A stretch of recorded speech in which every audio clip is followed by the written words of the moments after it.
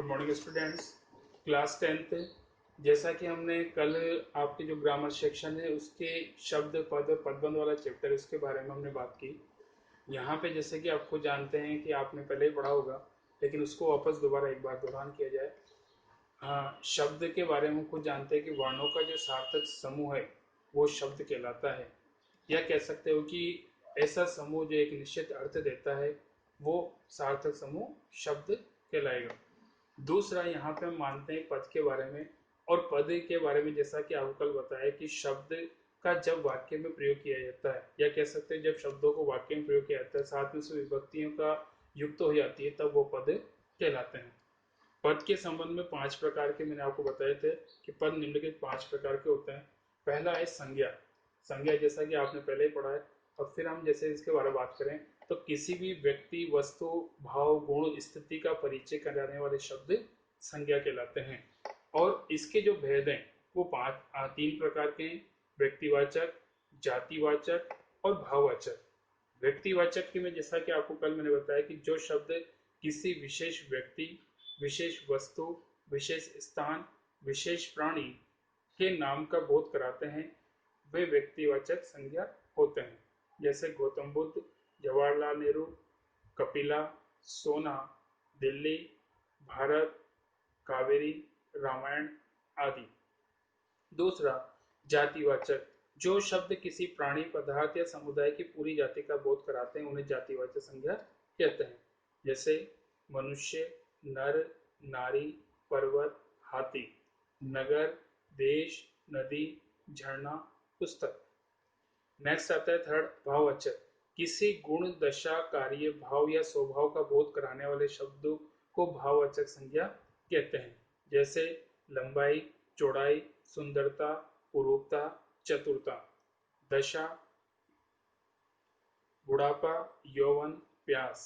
भाव, आशा, स्वार्थ, शत्रुता, क्रोध, शांति, मित्रता। कार्य, सहायता, प्रशंसा, सलाह। नेक्स्ट नंबर 2 आता है सर्वनाम। हाँ, सर्वनाम का अर्थ है सबका नाम, अर्थात जो शब्द सबके नामों के स्थान पर प्रयुक्त होते हैं या हो सकते हैं उन्हें सर्वनाम कहते हैं। दूसरे शब्दों में संज्ञा के स्थान पर प्रयुक्त होने वाले शब्द सर्वनाम कहलाते हैं। सर्वनाम के भेद। फर्स्ट नंबर है पुरुषवाचक सर्वनाम। किसी भी प्रसंग में वक्ता के सामने 3 प्रकार के पुरुष व्यक्ति आते हैं। पहला वह स्वयं, दूसरा सुनने वाला, तीसरा कोई अन्य व्यक्ति जिसके बारे में बातचीत हो रही है। हिंदी में प्रचलित उत्तम पुरुष सर्वनाम, मध्यम पुरुष सर्वनाम और अन्य पुरुष सर्वनाम निम्नलिखित हैं। फर्स्ट नंबर जैसे आता है उत्तम पुरुष वाचक सर्वनाम। बोलने वाला, लिखने वाला, वक्ता या लेखक अपने से संबंध रखने वाले जिन सर्वनामों का प्रयोग करता है वे उत्तम पुरुषवाचक सर्वनाम कहलाते हैं। जैसे मैं, मेरा, हम, हमारा, मुझको, हमको, मैंने, हमने, मुझे, हमें। सेकंड, मध्यम पुरुषवाचक सर्वनाम। वक्ता या लेखक सुनने वाले अथवा पढ़ने वाले के लिए जिन सर्वनामों का प्रयोग करता है उन्हें मध्यम पुरुषवाचक सर्वनाम कहते हैं। जैसे तू, तुम, तेरा, तुम्हारा, तुझको, तुमको, तुझे, तुम्हें, आपको, आपने आदि। थर्ड, अन्य पुरुषवाचक सर्वनाम। वक्ता या लेखक सुनने या पढ़ने वालों के अलावा अन्य व्यक्तियों के लिए जिन सर्वनामों का प्रयोग करता है उन्हें अन्य पुरुषवाचक सर्वनाम कहते हैं। जैसे वह, वे, उसे, उन्हें आदि। सेकंड आता है निश्चयवाचक सर्वनाम।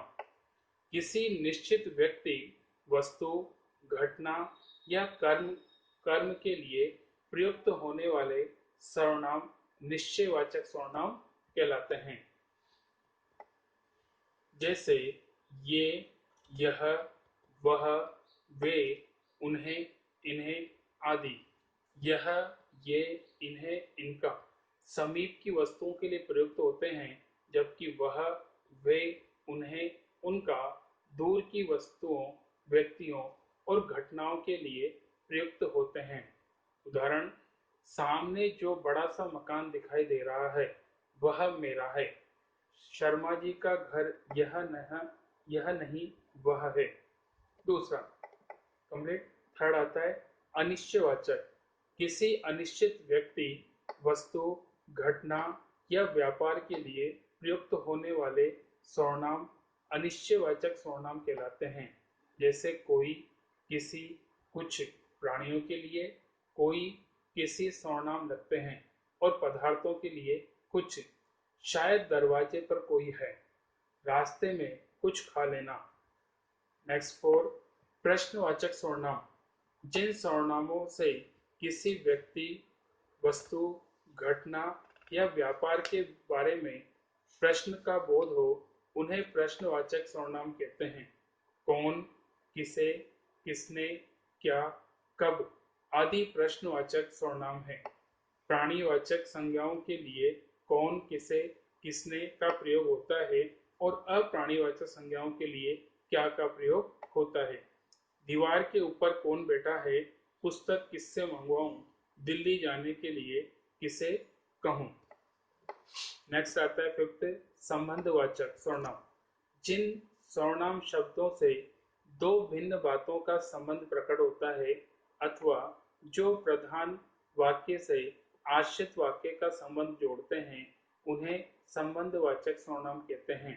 जैसे जो, सो, वह, जो, जिसे, वही, जिसको, उसको, जिसे, उससे, जिसकी, उसकी, जेते, तेती, जैसी, वैसी, जिसने, उसने आदि। जो करेगा सो भरेगा, जैसा करोगे वैसा भरोगे, मेरा जो भाई तुम्हें मिला था वह सामने खड़ा है। नेक्स्ट नंबर सिक्स निजवाचक सर्वनाम।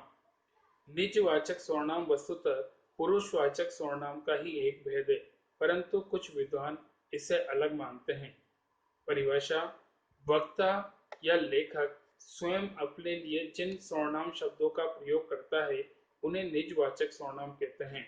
आप, अपने आप, स्वयं, खुद, स्वतः, निज आदि प्रमुख निजवाचक सर्वनाम हैं। उदाहरणतः मैं अपना काम स्वयं करता हूँ, मैं अपना काम आप करता हूँ।